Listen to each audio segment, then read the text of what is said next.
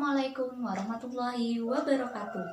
Di sini kami dari kelompok 8 mata kuliah Profesi Keguruan PGSD kelas C Universitas Jember dengan dosen pengampu Ibu Nindya Nurdianasari SPD MPD. Sebelumnya perkenalkan, nama saya Isma Muammarah Jadidah NIM 186 dan rekan-rekan saya Alia Kodimah NIM 168, Rizka Nadifah NIM 181 dan baik teman-teman, di sini kami akan mempresentasikan materi tentang memahami kepemimpinan pendidikan di sekolah sebagai tugas profesional kepala sekolah. Nah, baik, memasuki materi yang pertama yaitu memahami kepemimpinan yang responsif. Sebelum kita membahas lebih jauh terkait kepemimpinan yang responsif, apakah teman-teman di sini sudah tahu apa itu kepemimpinan? Baik, mari kita kupas bersama-sama. Dalam sebuah instansi atau lembaga pendidikan tentunya mengharapkan adanya sebuah pelayanan yang baik. Pelayanan yang baik tersebut meliputi pelayanan administrasi, sarana prasarana, hingga sistem dan proses pembelajarannya. Nah, untuk dapat memberikan sistem pelayanan yang baik tersebut, maka diperlukan pula adanya suatu manajemen yang baik. Ada 3 ciri sistem pelayanan yang baik. Yang pertama, perencanaan atau pola pikir yang teratur. Kemudian yang kedua, pelaksanaan yang terarah. Dan yang ketiga, penyikapan terhadap pekerjaan dengan baik. Nah, baik teman-teman, tadi kita sudah mengupas sedikit terkait pengantar dari kepemimpinan. Mari kita bahas pengertian kepemimpinan itu sendiri. Kepemimpinan menurut KBBI berasal dari kata dasar pimpin, yang berarti dalam keadaan dibimbing atau dituntun. Sedangkan kepemimpinan itu sendiri adalah perihal pemimpin dan cara memimpin. Nah, teman-teman, kemudian ada beberapa para ahli yang mengemukakan pendapatnya terkait pengertian dari kepemimpinan. Pendapat yang pertama yaitu menurut Terry dalam Toha pada tahun 2010 di halaman 5. Kepemimpinan adalah aktivitas untuk mempengaruhi orang-orang supaya diarahkan mencapai tujuan organisasi. Kepemimpinan meliputi proses mempengaruhi dalam menentukan tujuan organisasi, memotivasi perilaku pengikut untuk mencapai sebuah tujuan, mempengaruhi untuk memperbaiki kelompok dan budayanya. Kemudian, pendapat yang berbeda terkait kepemimpinan ini dikemukakan oleh De Bruin pada tahun 2005. Beliau mengemukakan bahwa kepemimpinan adalah kekuatan dinamis penting yang memotivasi dan mengkoordinasikan organisasi dalam rangka mencapai sebuah tujuan. Nah, jika disimpulkan, kepemimpinan ini adalah sebuah kemampuan dalam diri seseorang untuk memimpin dan mempengaruhi orang lain dalam hal bekerja, di mana tujuan utamanya adalah untuk mencapai target atau goals yang sudah ditentukan. Baik teman-teman, sudah paham kan mengenai kepemimpinan? Selanjutnya adalah responsif. Menurut KBBI, kata responsif berarti cepat atau suka merespon, bersifat menanggapi, tergugah hati, bersifat memberi tanggapan, atau tidak masa bodoh. Seorang pemimpin yang responsif adalah pemimpin yang mampu memberikan solusi terhadap setiap permasalahan yang ada di lingkungannya. Dia senantiasa menjadi pionir atau yang mengambil langkah pertama untuk menyelesaikan masalah tersebut. Pemimpin responsif adalah orang yang paling paham atas situasi dan kondisi lingkungannya secara cepat dan tepat. Jika disimpulkan, kepemimpinan yang responsif adalah seseorang yang selalu tanggap pada setiap persoalan, kebutuhan, harapan, dan impian dari mereka yang sedang dipimpinnya. Selalu aktif dan proaktif dalam mencari solusi pada setiap permasalahan yang ada. Dalam konteks ini, seorang kepala sekolah yang dapat memimpin dengan baik suatu sekolah yang sedang dipimpinnya.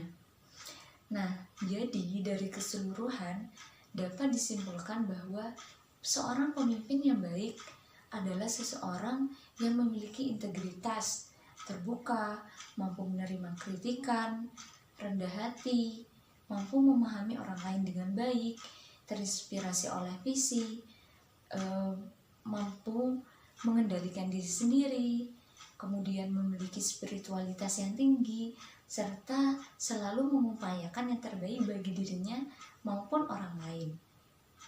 Sekian pemaparan materi dari saya. Selanjutnya akan dilanjutkan oleh rekan saya, Alia. Sebelumnya telah dijelaskan pengertian dari apa itu kepemimpinan responsif.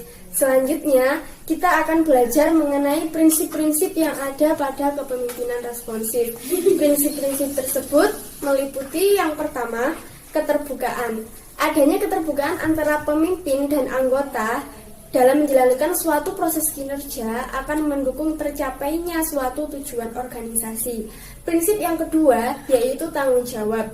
Seorang pemimpin harus memiliki sifat tanggung jawab, tetap teguh, sehingga mampu mengambil keputusan secara tepat dan mampu mempertanggungjawabkan keputusan yang telah diambil. Prinsip yang ketiga yaitu partisipatif. Artinya, seorang pemimpin harus mampu melibatkan seluruh anggotanya dalam mengambil keputusan, sehingga keputusan yang telah diambil itu bukan keputusan satu pihak, melainkan keputusan bersama. Prinsip yang keempat yaitu fleksibilitas. Artinya, seorang pemimpin harus mampu beradaptasi dengan situasi baru dan mampu menghadapi segala sesuatu yang terjadi. Artinya di sini seorang pemimpin harus mampu menyesuaikan diri terhadap lingkungan baru sehingga memiliki jiwa yang kuat. Prinsip yang kelima yaitu akuntabel. Artinya seorang pemimpin harus dapat diandalkan dari segi perkataan, perbuatan, pikiran, agar seluruh anggotanya dapat mempercayai secara penuh terhadap tanggung jawab yang telah diembannya. Selanjutnya yaitu syarat-syarat yang harus dimiliki oleh seorang pemimpin agar mampu menjadi seorang pemimpin yang responsif. Syarat-syarat tersebut meliputi yang pertama, rasa keingintahuan dan kemampuan yang analitis. Jadi seorang pemimpin harus memiliki rasa ingin tahu yang tinggi terhadap masalah ataupun kejadian-kejadian lainnya. Serta kemampuan yang analitis artinya yaitu seorang pemimpin harus memiliki cara berpikir yang berorientasi pada pemecahan masalah, yaitu meliputi kemampuan analisis mulai dari identifikasi masalah, pengumpulan dan penelaahan masalah, informasi, dan lain-lain. Jadi di sini dengan kata lain seorang pemimpin harus memiliki rasa ingin tahu yang tinggi dan mampu memecahkan masalah dengan tepat. Syarat yang kedua yaitu keterampilan berkomunikasi. Lewat berkomunikasi, para pemimpin harus mengemukakan pendapatnya secara umum dengan benar, dengan baik, dan harus berani dan banyak berbicara di depan umum. Karena sifat kepemimpinan menentukan gerak anggotanya dan menjamin arah tujuan organisasi kepada perubahan yang lebih baik. Hal ini terbentuk dari gaya seorang pemimpin yang dilihat dari cara bagaimana seorang pemimpin tersebut berkomunikasi di depan umum. Kemudian syarat yang ketiga yaitu keterampilan mendidik, keteguhan pendirian, dan keberanian. Artinya seorang pemimpin adalah pembina tim yang memberdayakan individual-individual dalam organisasinya dan mengarahkan perilaku mereka sesuai visi yang telah dirumuskan. Dengan kata lain, seorang pemimpin harus mampu berperan sebagai mentor yang menjadikan visi menjadi nyata. Syarat yang keempat yaitu rasionalitas dan objektivitas.